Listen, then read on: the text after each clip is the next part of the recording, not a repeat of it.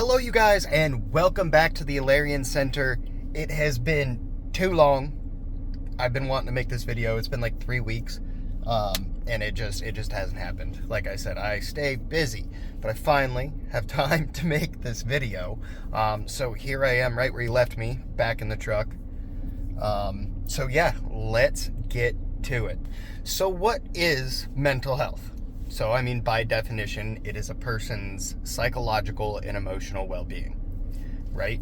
But that means a lot. It means so much for so many people and so many different things for so many people. Like with me, I can say it's just simply how I feel on a day-to-day basis when it comes to the issues that I struggle with. And overall, there's not a whole lot I can do about those except find good ways to cope. Because there are good coping and bad coping. So, what is coping? That's another big one. It's another big one. Here, come with me.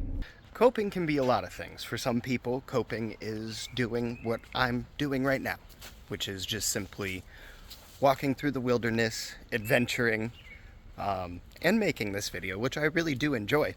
Full disclosure, this is my second time trying to make this because I'm right by a railroad bridge, and yeah, train ruined it the first time.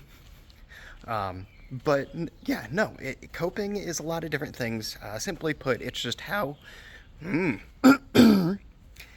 is how you manage your mental state, really. I think that's the best way that I can put it. For some people, it's listening to music, which music really helps me too. For some people, just like me, it helps to play video games because you just drift away for a little bit. Not that you want to forget your problems, because, like drugs and alcohol, that's most of the time people are using those to forget their problems. And forgetting your problems doesn't allow you to solve them. That being said, for me personally, I can't focus all of my time on my problems because there's so much more to life to me than my problems. So that's why I choose to do things like this, walk through the wilderness and just be able to take a break. For me, coping is anything that allows my mind to slow down so that I can actually process my thoughts slowly, because my thoughts go through my head at 100 miles a minute. A person just rode by on a bike and scared the ever-living crap out of me, my goodness. But, just something that allows me to let my mind slow down so I can process my thoughts, just take a deep breath, and whatever problems I'm having, really allow me to evaluate them. And that's really the only way that I've ever coped. I drank way too much alcohol for a long time, thinking that would help. No. So that's where I speak from experience when I say alcohol does not help. It's a good way to absolutely just forget, but it's an absolutely great way to just destroy your life. I drank way too much for way too long, and it took me way too long to learn that lesson. So how do you choose to cope, and what is coping to you? Because I would love to hear some other ideas. For me, my biggest way to cope is to just come out, sit, and just watch the water flow in a river, or just, sit on a log and just chill. I do play video games. That's a big one for me. Like I said, music's a big one for me. I know working out is a big one for a lot of people, but I'm genuinely curious to know what everybody else does to cope.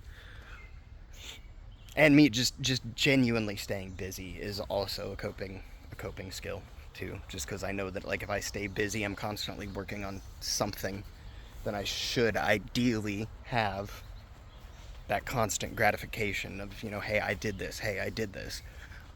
And I do fall off, and I get lazy from time to time, and then people will ask me, hey, man, what's up? You good? And I'm like, oh, yeah. And I kind of check myself, and that's where I'll go, sit out on the river, sort through my thoughts, and be like, all right, what's wrong? That's just me. I'm just a Midwest boy. Ooh, I don't think it's too small to see it, but there was a fuzzy aphid. But this is where I have so much fun. You see so much stuff walking around in nature too. You know, like here's a beaver was building a house and then stopped, or he just decided he did not want that log. But, oh. And I think that coping is also just anything that makes you feel genuinely happy, or something that genuinely makes you laugh. Because we've all got problems, and coping doesn't have to be simply for mental health problems.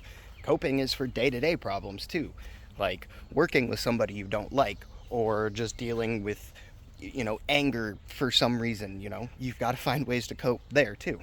So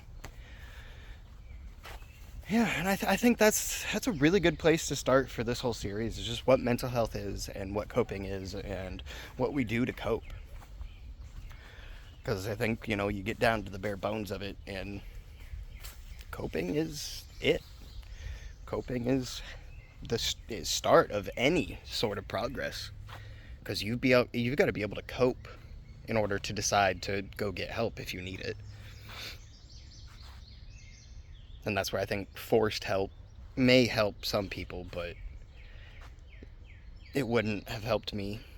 Not by any means. I definitely had people who were super pushy, and that just stressed me out even more. And it's like, okay, can you stop? Like, I'll get help when I'm ready. Like, pushing me to do so is not gonna help me. Like, pushing me to do so is just gonna stress me out. It's gonna make me mad.